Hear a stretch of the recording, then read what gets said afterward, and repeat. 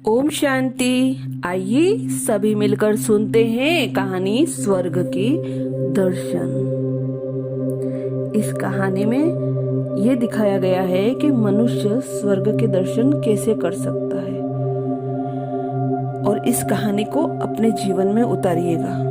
इसे पूरा सुनिएगा और अच्छी लगे तो लाइक एंड सब्सक्राइब जरूर करिएगा। लक्ष्मी नारायण बहुत भोला लड़का था। वह प्रति रात में सोने से पहले अपनी दादी से कहानी सुनाने को कहता था।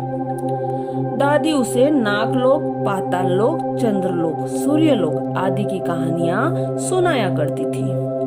एक दिन दादी ने उसे स्वर्ग का वर्णन सुनाया। स्वर्ग का वर्णन इतना सुंदर था कि उसे सुनकर लक्ष्मी नारायण स्वर्ग देखने के लिए हट करने लगा। दादी ने उसे बहुत समझाया कि मनुष्य स्वर्ग नहीं देख सकता, किंतु लक्ष्मी नारायण रोने लगा। रोते रोते ही वह सो गया। उसे स्वप्न में दिखाई पड़ा कि एक चमकता देवता उसके पास खड़े होकर कह रहे थे, बच्चे, स्वर्ग देखने के लिए मूल्य देना पड़ता है। तुम सर्कस देखने जाते हो तो टिकट देते हो ना, स्वर्ग देखने के लिए भी तुम्हें उसी प्रकार रुपए देने पड़ेंगे। सपन में ही लक्ष्मी नारायण सोचने लगा कि मैं दादी से रुपए मांग लूंगा, लेकिन देवता ने कहा, स्वर्ग में तुम्हारे रुपए नहीं चलते, यहाँ तो भलाई और पुण्य कर्मों का रुपया चलता है। अच्छा, तुम यह डिबिया पास रखो। जब तुम कोई अच्छा काम करोगे तो इसमें 1 रुपया आ जाएगा। जब तुम कोई बुरा काम करोगे तो रुपया उड़ जाएगा, और जब यह डिबिया भर जाएगी तब तुम स्वर्ग देख सकोगे। जब लक्ष्मी नारायण की नींद टूटी, उसने अपने सिरहाने सचमुच एक डिबिया देखी। डिबिया लेकर वह बड़ा प्रसन्न हुआ। उस दिन दादी ने उसे एक पैसा दिया। पैसा लेकर घर से निकला। एक रोगी भिखारी उससे पैसा मांगने लगा। लक्ष्मी नारायण भिखारी को बिना पैसे दिए भाग जाना चाहता था। इतने में उसने अपने अध्यापक को सामने आते देखा। उसके अध्यापक उद्धार लड़कों की बहुत प्रशंसा किया करते थे। उन्हें देखकर लक्ष्मी नारायण ने भिखारी को पैसे दे दिया। अध्यापक ने उसकी पीठ ठोकी और प्रशंसा की। घर लौटकर लक्ष्मी नारायण ने वह डिबिया खोली, किंतु वह खाली थी। इस बात पे लक्ष्मी नारायण बहुत दुखी हुआ और वह रोते रोते सो गया। सपने में उसे वही फिर देवता दिखाई पड़े और बोले, तुमने अध्यापक से प्रशंसा पाने के लिए पैसा दिया था, सो प्रशंसा मिल गई। अब रोते क्यों हो? किसी लाभ की आशा से जो अच्छा काम किया जाता है वह तो व्यापार है, वह पुण्य थोड़ी है। दूसरे दिन लक्ष्मी नारायण को उसकी दादी ने 2 आने पैसे दिए। लेकर अपने बाजार गया, 2 संतरे खरीदे। उसका साथी मोतीलाल बीमार था। बाजार से लौटते समय वह अपने मित्र को देखने उसके घर चला गया।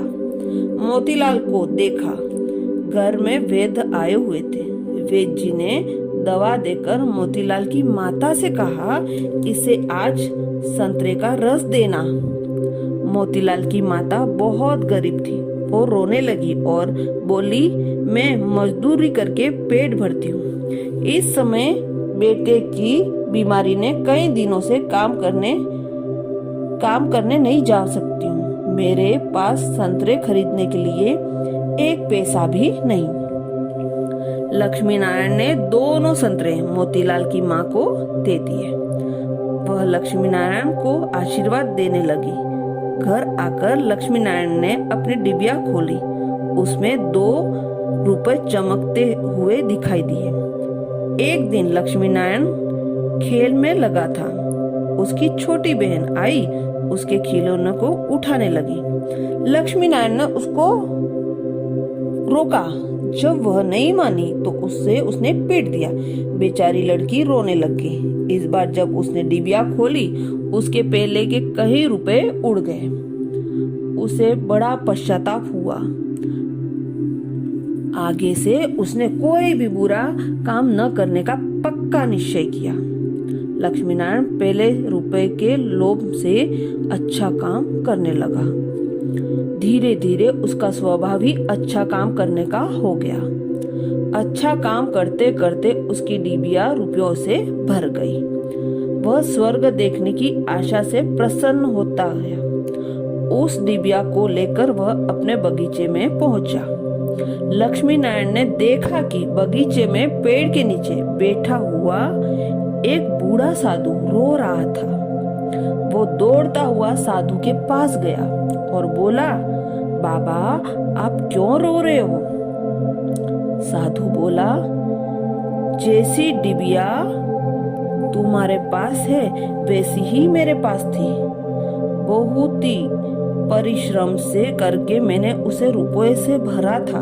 बड़ी आशा थी कि उससे रुपयों से स्वर्ग देखूंगा, किंतु आज गंगा जी में स्नान करते समय डिबिया पानी में गिर गई।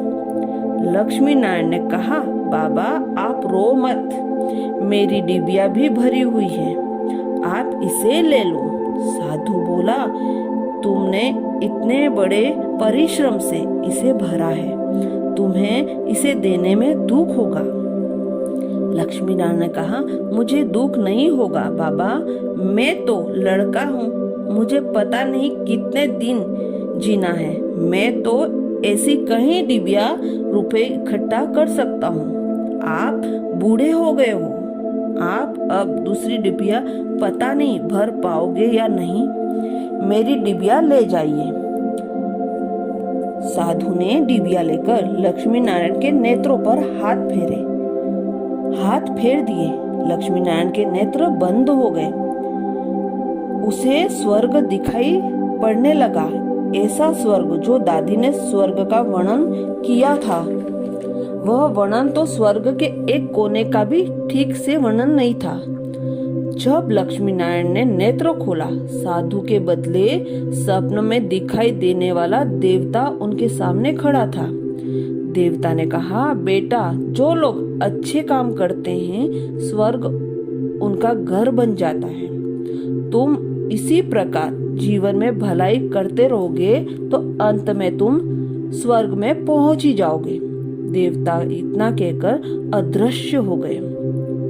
मित्रों, मनुष्य जैसा काम करता है वैसा फल पाता है और वैसा ही उसका स्वभाव हो जाता है। जो बुरे काम करता है उसका बुरा स्वभाव हो जाता है। उसे फिर बुरा काम करना ही अच्छा लगता है। जो अच्छा काम करता है उसका स्वभाव बहुत अच्छा हो जाता है। उसे बुरा काम करने की बात भी बुरी लगती है। शुक्रिया बाबा, शुक्रिया। वाह मेरा बाबा वाह। अच्छा, ओम शांति।